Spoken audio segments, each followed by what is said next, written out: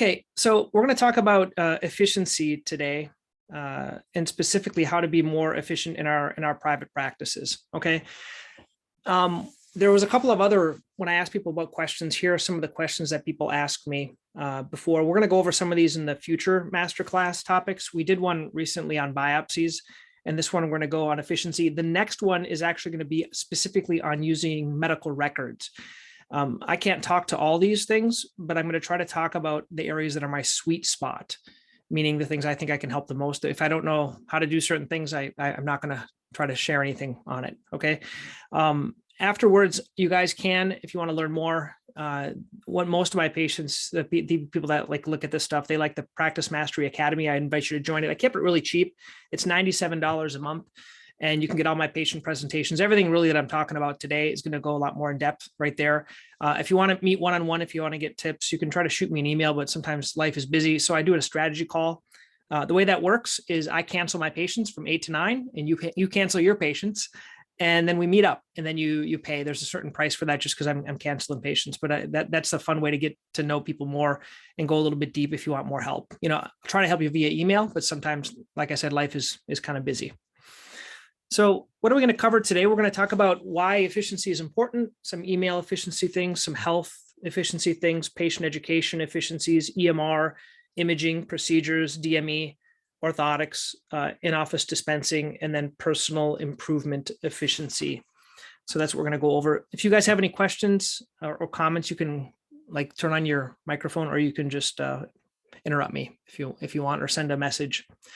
So this is for you if you want to get more done in the office so you can be home with your family. That's the main reason I like efficiency. We're all seeing many patients. Maybe you see in more than me. I see between 22 to 25 patients a day, most days. And then Friday is my block day where I do nail care. So it's probably almost double that.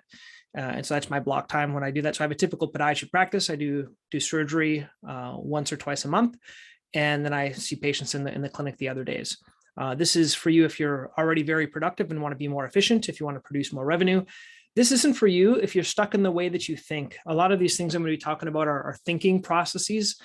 If you don't like to try new things, you kind of have to try something new to make any changes. And if you aren't willing to invest any money to get time back, I'm a big believer in spending a little bit of money to get time back. So let's get into this. So why efficiency? Once again, efficiency will get you home sooner. It'll make your notes, for lack of a better term, suck a lot less. And notes are a challenge. We all want to be more efficient in our notes. We want to be efficient in how we treat our patients. And we want to give our patients good care. That's what we're trying to do every single day. That's what we're trained to do. So let's first start. I'm going to start with one thing that you may not think relates to podiatry, but it really does. It's being efficient in just dealing with email. You might think this is kind of rigid. I'm kind of rigid in my email work with people, but let me go through a few email tips. Okay. First of all, I would only recommend So first of all, I don't use any social media, so I don't have that as an issue for me to distract me. But email, I would just say check it once a day at lunch. Okay. I don't have email alerts on my phone. I don't have email alerts on my web browser. I just check it once a day at lunchtime, and I deal with it all at that time. Okay.